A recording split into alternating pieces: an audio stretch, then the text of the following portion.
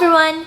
If you had a baby or are planning to breastfeed, most probably you have come across or will see one of these apparatus. And today I want to talk about the differences and the advantages of each to help you understand what suits you the most to help you with your breastfeeding journey.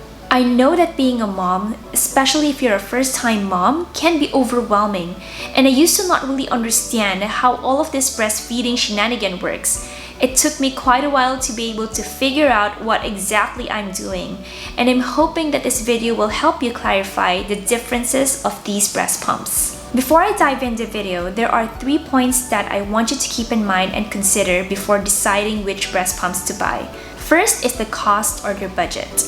All of these breast pumps that I'm going to mention will have different price range that will best suit you.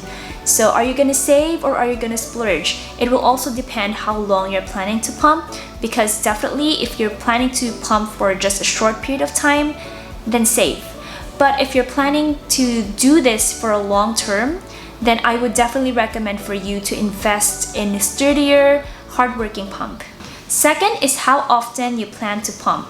Are you gonna do full-time nursing and just use this to supplement?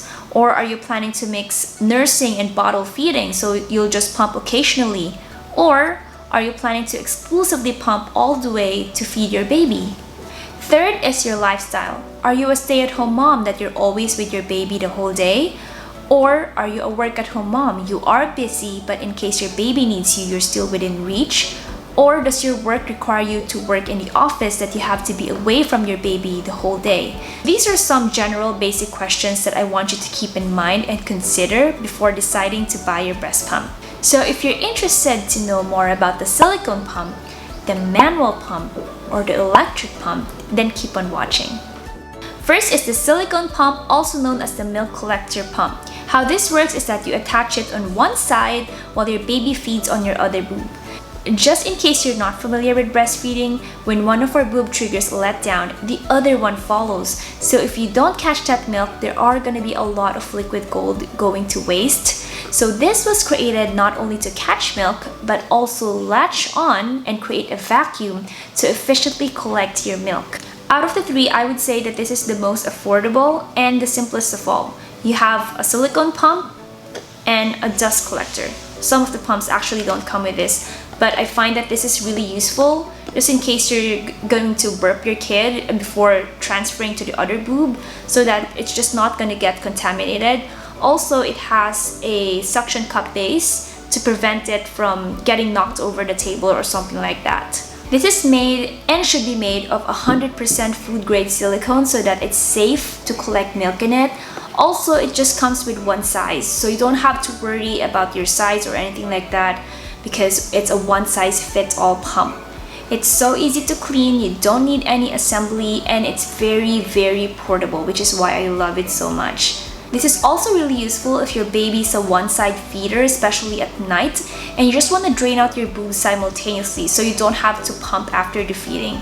I have been using this a lot while I was nursing my kid because it's just so easy to use, and I find that I collect a lot of extra milk from it. I personally think this is a must-have for nursing moms because it just drains out your milk much more efficiently. I still find the silicone pump useful even though I was no longer nursing when I became an exclusive pumper, because it can also be used to declog your boob. What I simply do is just fill it up with the warmest water I can tolerate and then latch it on. And I find that it helps me kind of remove the clogs that I have.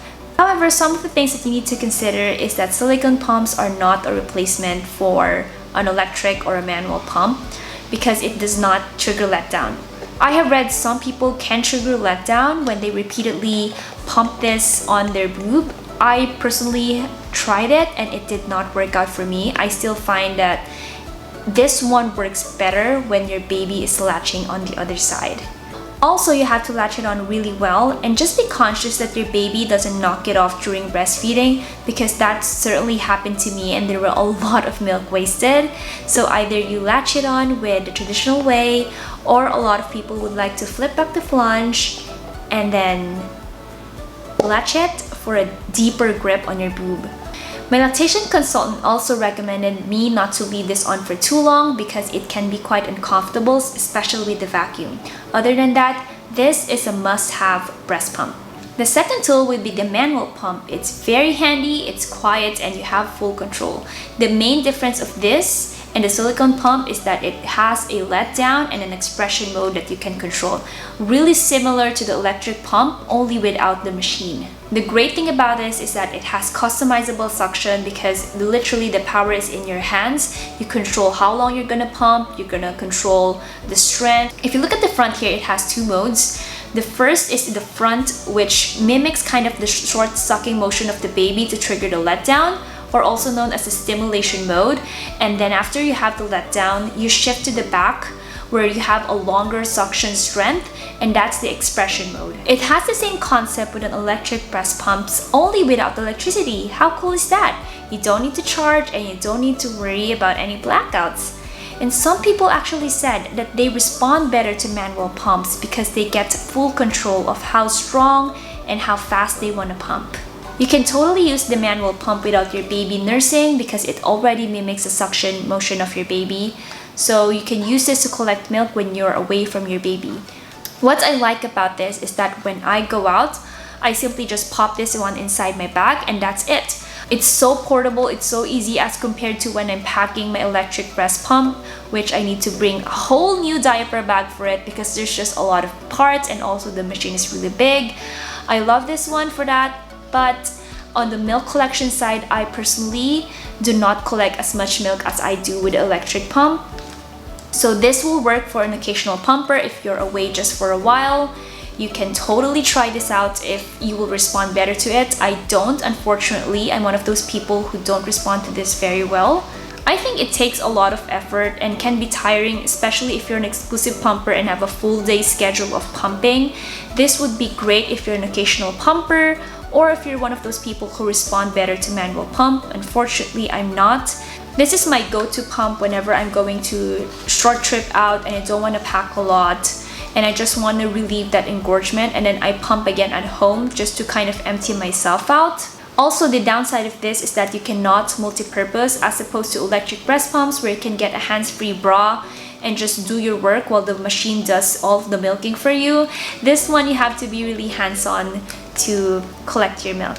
So if you're an occasional pumper and would like something portable when you're away from your baby, then you might want to try out manual pump because this might be for you. The third and last pump is no other than the electric breast pump.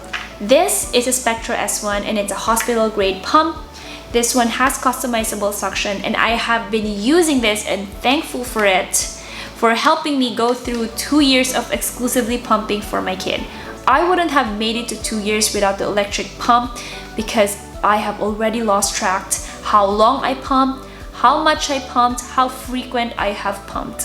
As you can see, it looks quite similar to the manual pump, only of course the electric pump requires you to attach it to the machine or else it will not work. You also have to choose the right side flange in order for you to drain out your milk much more efficiently.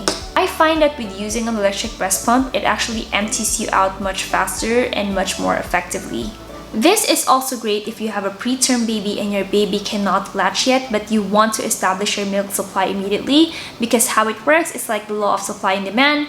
Once you stop pumping or expressing milk, you are gonna dry up. So as early as you gave birth, you already want to nurse, or if you cannot, I would highly recommend for you to pump. You have the option of buying a single electric pump or a double electric pump. I personally use the double electric pump because I don't want to be hooked up to the pump for too long and it just collects milk from you much quicker.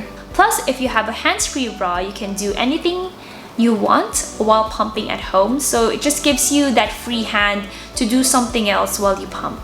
Now do take note though that for the 3 breast pumps that I've shown you today, the electric breast pump is the most expensive of the 3.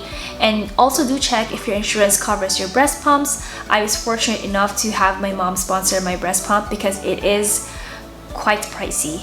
Even though I still only have 1 kid, I have read some people use the same electric breast pump on their other kids as well with no problem.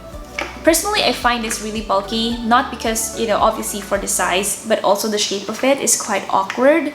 I feel like I am literally packing for a long camping trip by bringing another pump whenever I go, and a lot of people would ask me, hey, what bag are you bringing? Why do you have 2 diaper bags or things like that? I know that there are some options of a more portable electric pump, but I did not buy another pump just because I don't want to spend more, and I find that the hospital grade pump really works well for me.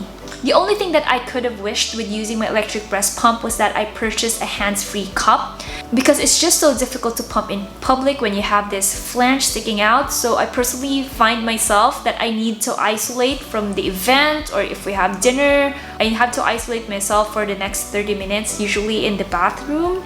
I still find it more comfortable to pump with an electric breast pump with the flange topless. So definitely next time I would try a hands-free collection cup, because I feel like it would save me a lot of isolated times. Another thing to consider with electric breast pumps is that it can be noisy, especially at night.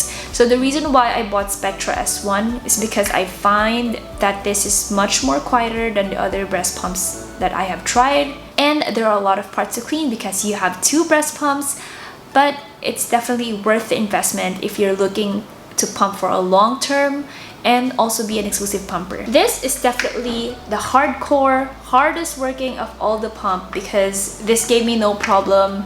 I love this pump so much, and I'm most probably gonna use it again for my next one. So if you're planning to exclusively pump or pump for a long term, then I would definitely recommend for you to get the electric breast pump. I hope you guys saw the differences of each breast pump, and let me know in the comments below if you prefer the silicone pump, the manual pump, or the electric pump. Don't forget to subscribe and click the like button, and I'll see you next time. Bye!